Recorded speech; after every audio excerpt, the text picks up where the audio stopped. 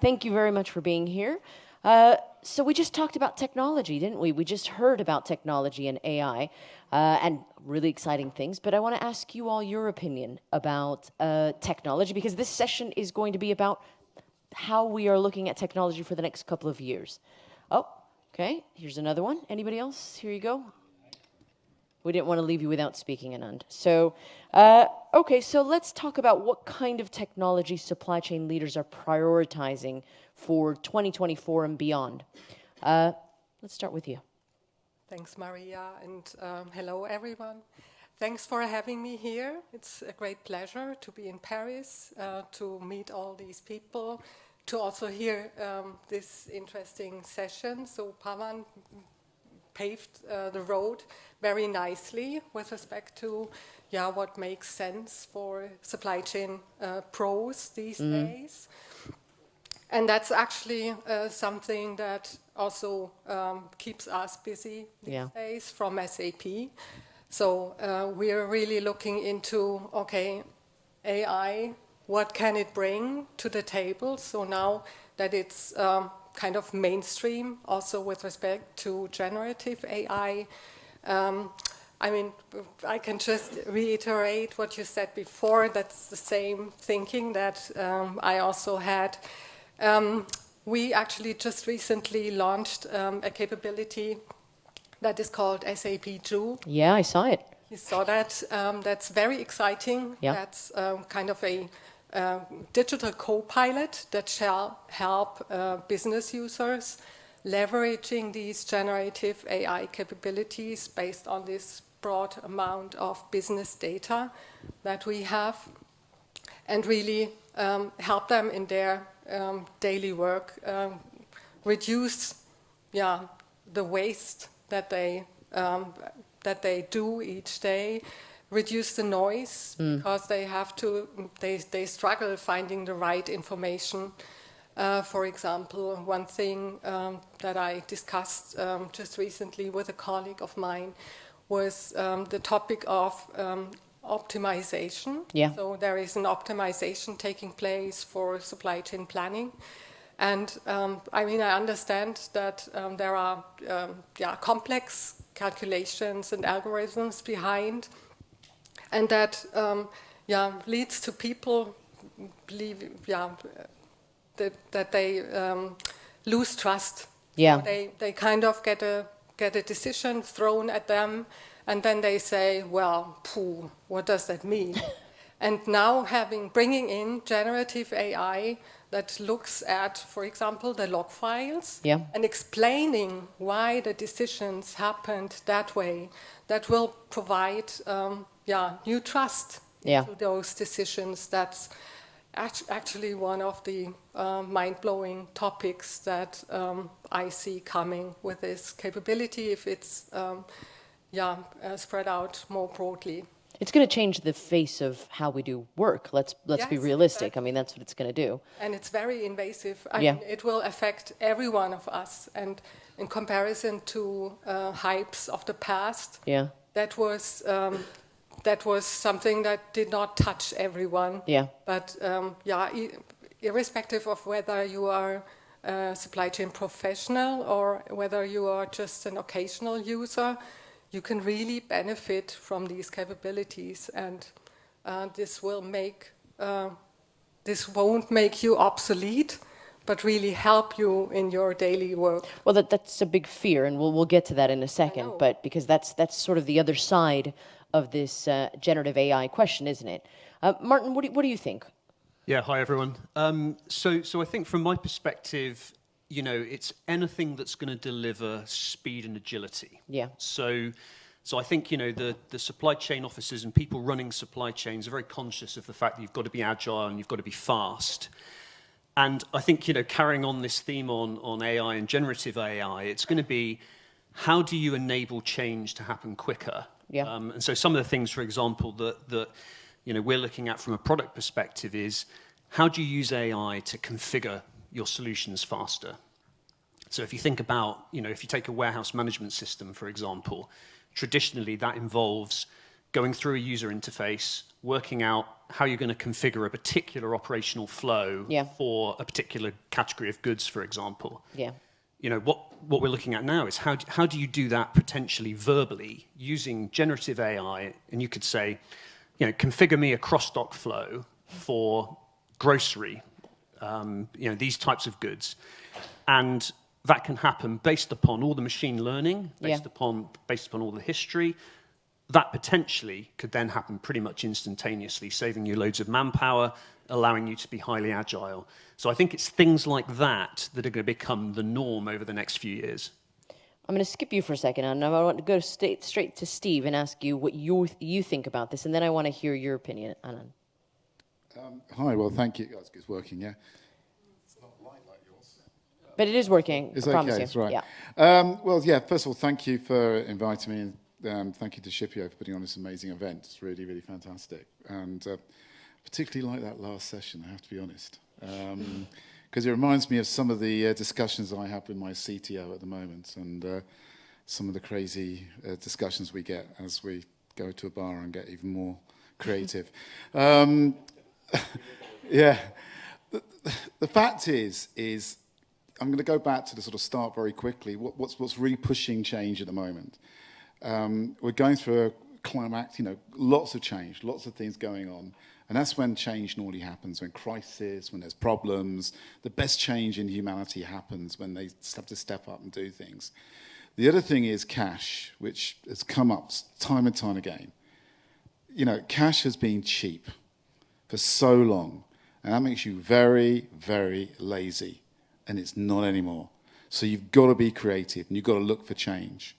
So the environment now for change is actually really good. People are sort of questioning it, and there's sort of an appetite for change. Now, the thing that gets me with AI is all well and good people saying, AI is going to change the world, and it's going to sort of make things and automate everything. But you don't want to automate a bad process. You need to automate good process. And actually, AI, you need to go to the next level, which I think you were touching there, is when you go actually understand what you can do and start thinking differently. Because data, which is the other thing that everyone keeps talking about at this conference, which quite rightly they should do, is the fundamental data having the ability to change the way you work. And it will happen in a physical way as well. In the supply chain, there are warehouses, there are centers where trucks go to, there are planners and people. It's all around the limits of what a human being can do. It's the physical limits. But if you don't have to have those limits, if you have that ability in the data to actually give you all the information you need to change things within seconds, so that vehicle going on one route, then changing it and reacting and doing, if you have that information that drives that process, you need to think in a different way. And this is a bit where I think we're now coming to grips with what AI can actually do.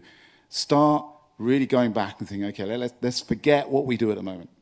Let's really start to think about what could happen.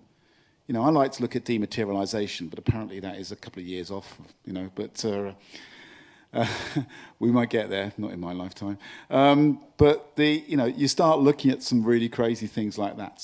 How does the supply chain going to change? How will it physically change? And I think that goes to the point that I was making as well, that came from Pavan's session as well, which is the need for critical thinking, the need for maybe not so much obsession about learning the next way to, I don't know, do Python. It's how am I going to actually take this kind of new world of technology, right, and think differently, reconfigure my mindset. All right, Anand, your turn. And I say this because Anand and I recorded a podcast recently, and we could have kept going for like hours just talking about all this stuff, but go on. Well, we don't have hours today. No. Hello, everyone. It's lovely to see all of you here, and thank you for being here. I was almost about to say thank you for inviting me, but then I realized I'm the bloody host. It's the problem of following others. When I think about technology trends that supply chain leaders are looking for, let me step into their shoes for a second and think about what exactly are they thinking about, right? It's one thing to say, cool technology is here. How can I pose a question that my technology is going? I got the answer. What's the question? Shouldn't be the way. So when I think about our customers, namely all of you out here, I think of a few things that are pulling at you constantly. The good news is supply chains fundamental tenet or supply chain officer's fundamental job hasn't changed. At the end of the day, there is demand for what you produce. There is supply that needs to come to you. You got to find a better way of balancing those two and flow goods through this supply chain so that source to sink things are happening smoothly. That hasn't changed fundamentally. The constraints or the pulls on it have changed significantly. What are those pulls? One is, I won't belabor it, the Amazon effect, right? I want it now. I don't care whether it's my parcel or whether it's a part in my plant. I need it now. So that's number one. So therefore, how do you plan fast enough, or rather accurately enough, to know what is likely to happen? Yeah. Earlier panel session, there was a mention of our forecasts were off by plus minus 3%. Now they're plus minus 30%. How do you deal with that variation? So what do you do with that? So that's number one. The second pull on all of these is clearly the call for, whether you're morally feeling that or legislatively feeling the pressure, sustainability is here to stay. We can't walk away from it, but Geert made a very good point about the fact that it comes at a significant cost. And remember, supply chain management came about to manage costs in the first place, so that has not gone away. So how do you balance those two? That's the second challenge that I, as a supply chain leader, have. And one topic one trend that not many people talk about, but I, for some reason, seem to be obsessed about it, is the actual people who will work in supply chain. These are the Gen Zers. These are my kids. And I promise you, they are not going to be half as excited as I am when I see an Excel spreadsheet with numbers. No, the digital native You made crowd. my day, not theirs, right? So therefore, the big challenge. Okay, the big. Now people are listening. Now you're listening. So therefore, what are the technologies that I can leverage in order to, do this? Let's capture it in the context of anti-fragile. How do I make everything anti-fragile? Not just the supply chain, my organization, my customer service, everything. And what are the technologies that can be? AI is an incredible enabler. Everybody's talking about it. But sometimes you don't need a surgeon to cut a ribbon. So, just improve a process. To your point about improving a bad process to a good process can help as well. So I think of technology trends in that context of what are the pulls on the supply chain. And clearly, one of the big requirements is agility, ability to react to something. For that, you need visibility. Visibility is all about data. High quality data is important. And then if you're talking about Gen Zers, they're very used to creating apps on the fly. They are the TikTok generation. So don't stifle their creativity. Give them the autonomy and the power to make decisions on the fly. But that means that you have to have a trustworthy system. So back to AI, yes, could help, but also other aspects in it, give them the appropriate training materials to be able to do that. So technology in multifaceted way has to come together, some extremely sophisticated and some very simple stuff. There's no one size fits all, and generative AI is not the answer, it's an answer to all the technology requirements that are there. It's also an enabler for competitive advantage. Let's be realistic. A lot of, maybe, and I'm wrong, maybe I'm looking at this room and people are saying, yeah, I'm implementing AI, but a lot of people have real world problems right now. We are trying to balance supply and demand. We are trying to keep costs down. We are trying, there's a lot of pressures on the supply chain. So how do you balance out the day-to-day, I'm working, keeping everything moving, and the investment in the kind of new technology that will help gain competitive advantage and give you value? Martin, I'm going to start with you on that one first. Yeah, so I think, in terms of the day-to-day, you've obviously got to have best practice in your supply chain as it stands right now. Yeah. And then I think you've got to then, this is where you're relying on software providers and people in your software ecosystem, for example, to be delivering you that functionality on an ongoing basis that helps you then unlock the things you need to be thinking about 6 months, 12 months down the line. So I think, the solutions that are doing that, delivering that innovation continuously are really, really important. And I think, yeah, you've got no choice. You've got to be sort of hitting your numbers this month, but at the same time, you need the platforms and the ecosystem of solutions, and that's where collaboration comes into it as well, because you've got to make sure that your solutions are networked together, that they're passing the right data backwards and forwards. We've talked a bit about quality of data earlier on today, so I think you've got to have that whole picture. But you really can't be sitting on old monolithic kind of solutions that are, take you 5 years to upgrade. You've really got to be using solutions that are going to be able to unlock innovation on a continuous basis. I mean, that's a huge point there. I mean, let's be realistic. Those of us that have been in supply chain longer than 20 years can remember ERP implementations that took a very long time, right? I mean, and this would update itself every couple of years, right? So this question goes to you, Petra. I've seen Joule and I've seen it in action, and it is pretty damn impressive, right?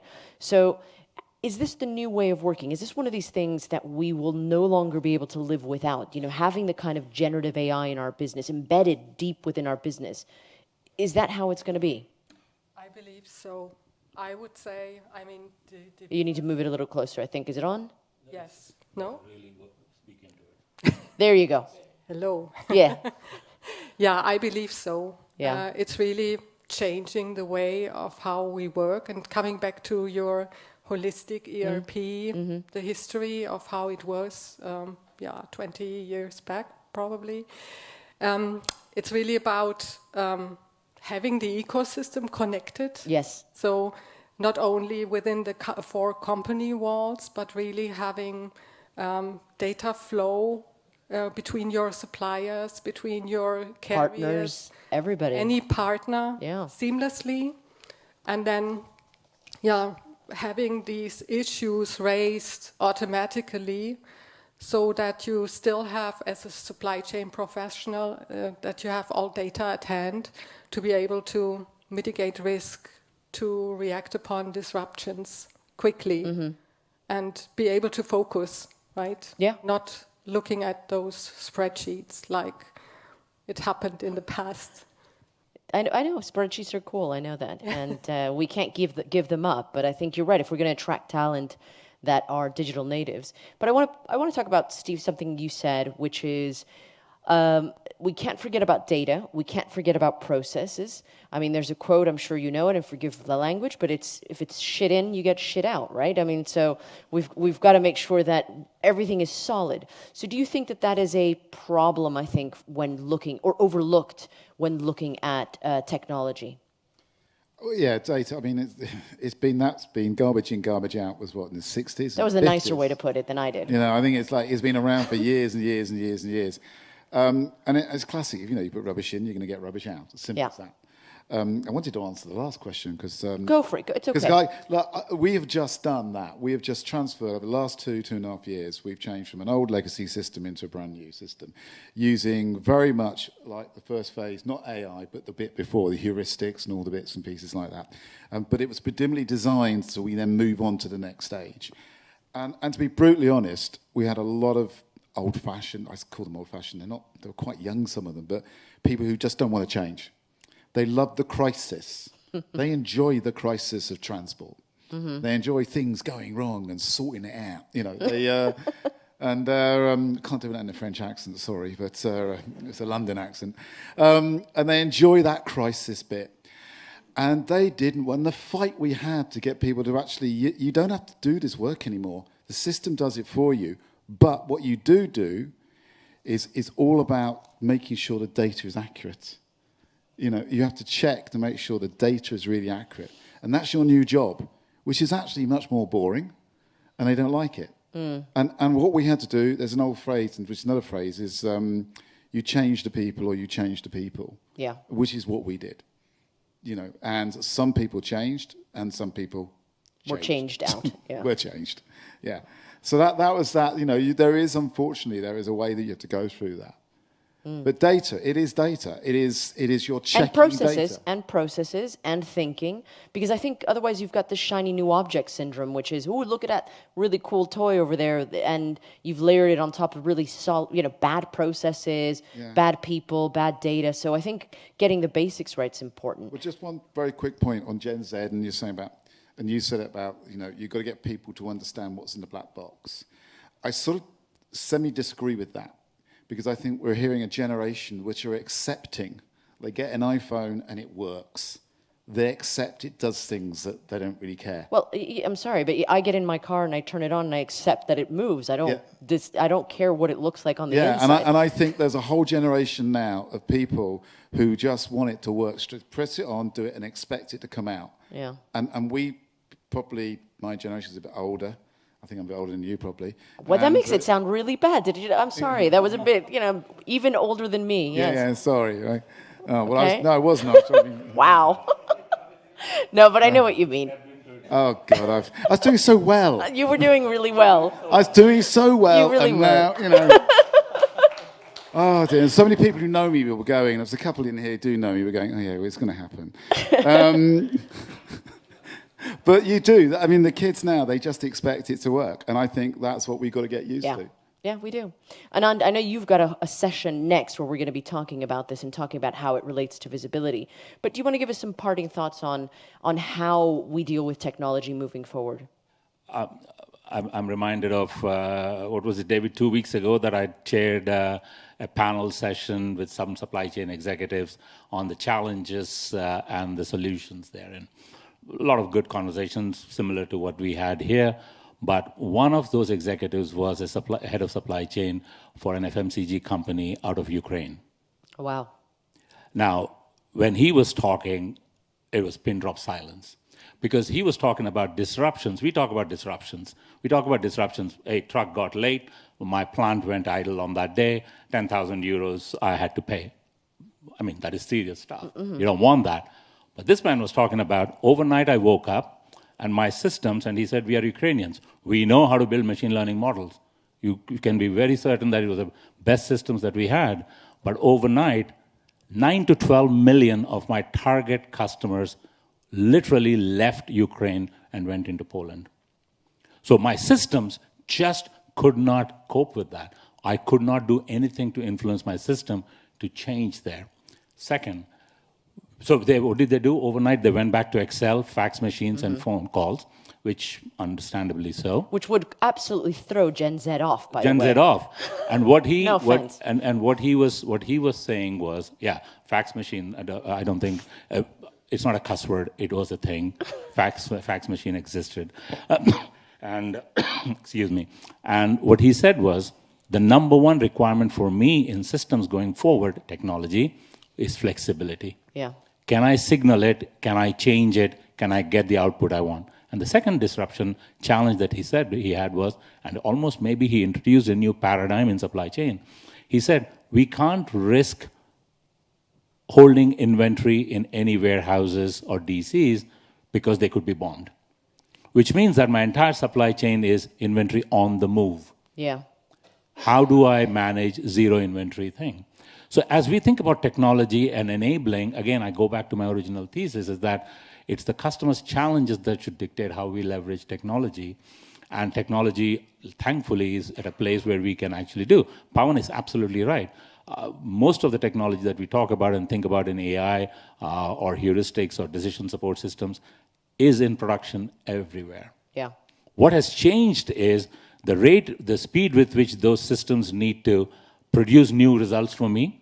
S&OP used to be a monthly process, Maria. Mm-hmm. It's a daily process most of the places. How is that even possible to conceive? If planning and execution are a daily process, in other words, something that happened today, tomorrow's plan has to reflect, I promise you, yesterday's technology doesn't work that way.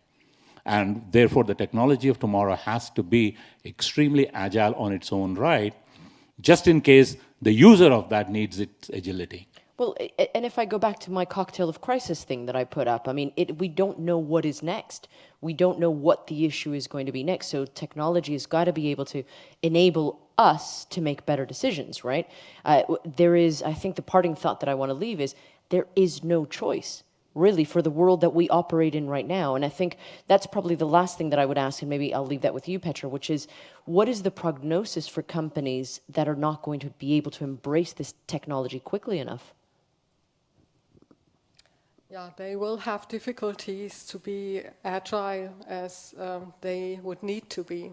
Yeah. I heard a stat at an event that I was at last week, which said, if you look around, if you see the companies that are not embracing this kind of technology, 50% of them will probably not be around in the next 5 years. I saw that too. Yeah, Were you there? Yeah. Why didn't you message me?